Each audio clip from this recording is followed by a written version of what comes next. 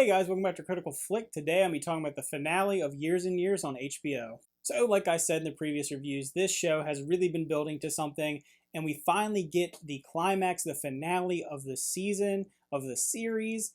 And yeah, I don't think it didn't disappoint. I think it was really well done, and I'm glad the way that they decided to wrap this thing up. In the beginning of the story, when you're seeing the family come together, and you're seeing the grandmother speak about, the way the world's turned, she never expected it to be this way and how it ended up being the way it was. And she kind of blames the whole family for everything that's going on and everything that's happened. I think it's really poignant. I think it's something in modern society that when you turn a mirror to yourself, you are the people that let these things happen. And I think that's an interesting sentiment to take. And she even calls back to it again at the end of the show when she sees another, political figure that's kind of just this goofy, wild guy and people like him. People need to be worried about people and the facade they put up out front, and not just let people be taken at face value, and just have kind of more investment in the world around you and be more invested in what's happening around you politically, socially. And I like that. I like the idea that, you can criticize as much as you want, but if you're not out there trying to do anything about it, then really you have no room to talk. So I thought that was an interesting thing that they hit at right in the beginning of the episode. And in this episode, you're kind of seeing the full arc end of Steven's character, how you have him begin as kind of this dopey, kind of silly guy, and then you see him really break down and really struggle between his infidelity, losing all his money, his job, his brother dying, kind of turning to be almost like an evil character when he just becomes so spiteful and vengeful, kind of filled with that venom of the world around him. And at the end, you're seeing him see the issues with what he's done and trying to take down the monster that he in some ways helped create. And yeah, I thought that was really interesting at the very end where he's, totally at a loss for himself and kind of wanting to just end it all. You see that he was going to kill himself if, obviously Celeste didn't step in at the end of the episode. So yeah, seeing his character arc come full around from one side to the other has been a really good journey. I think his individual story has been the most interesting of this whole series. And speaking of his story, I think all the actors in the show have given really, really solid performances, top to bottom. I think all of them have given really good efforts to show that their own story and their own character. And I liked all of them. I think they all had their merits. So at the end of the day, I think it is a really well-crafted series. I think it did a really good job of showing just how bad things can go and kind of seeing faith in humanity and how we can rise up from issues that come. And things aren't totally irreversible. You can have things go fully dark and have enough people or just a few people that are willing to step up to stand up for the masses and, correct the problems, fix the wrongs that maybe have happened to society. The one thing I will say is because this is a shorter series, it did feel a little rushed. I feel like the last episode in particular felt a little rushed. We have these kind of slow building episodes where everything is getting worse and worse and worse, and it never felt like a big jump to be a dystopian future. Like I said in the last episode, you never felt like each episode was stretching itself too thin.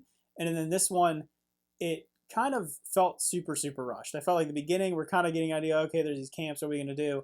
Next thing you know, there's a revolution and it's over. And I felt like that last part of the episode felt a little rushed. Could have maybe dealt with another episode of slowing getting into the camps and dealing with Viv. I thought there was going to be more going to blows with her character. She gave such a great performance this season.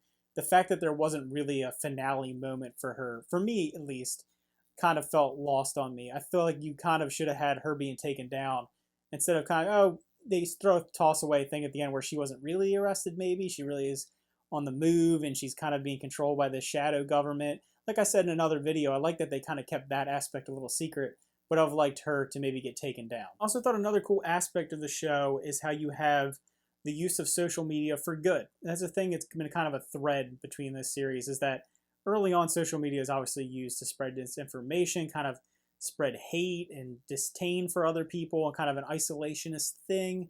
And then in this one, you're seeing social media expose bad things, kind of show the world the ugly truth of what's going on to fix it. And I like that it showed both ends of the spectrum, how social media can be a tool for bad things and it can be a tool for good things and justice. And I think that's an interesting thing, a different commentary on social media in general. And I thought they handled that really well in this last episode. Then the last aspect of the show, you are seeing Edith finally succumbing to her disease, finally succumbing to the events of the nuclear bombings.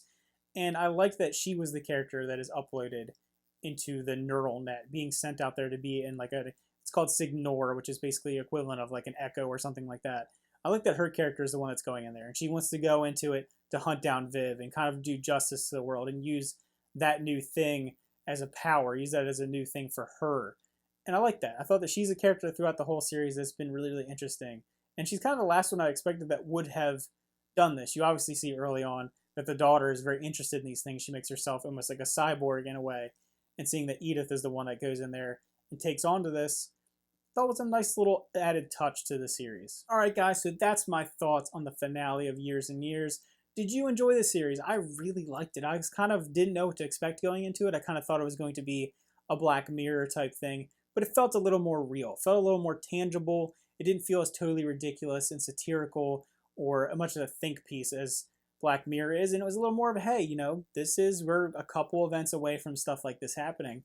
And I thought that it was really well done, and I enjoyed it, and I'm glad that I actually took a chance to watch it. All right, guys, remember to like and subscribe, and let me know how you enjoyed it. How did you feel about it? Did you really like it? And this is a thing that obviously becomes almost like a little bit of a political issue. Do you think that, like I said in the previous few episodes, that it handled its story really well? It handled it in a more interesting way. It didn't feel too preachy, didn't feel too in your face.